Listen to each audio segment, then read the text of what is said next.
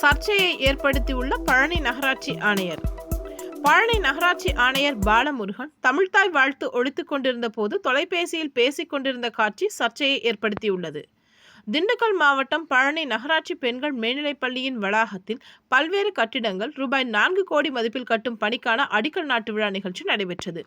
இதில் சிறப்பு விருந்தினராக பழனி சட்டமன்ற உறுப்பினர் IP செந்தில்குமார் கலந்து கொண்டார்.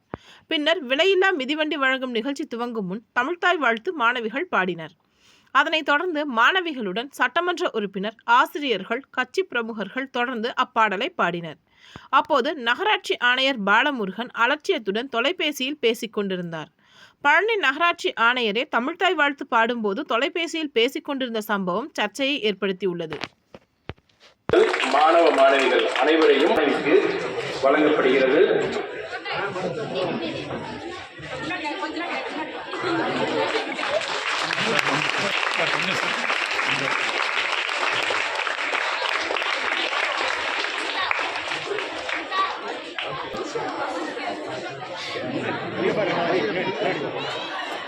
இங்க பாருங்க.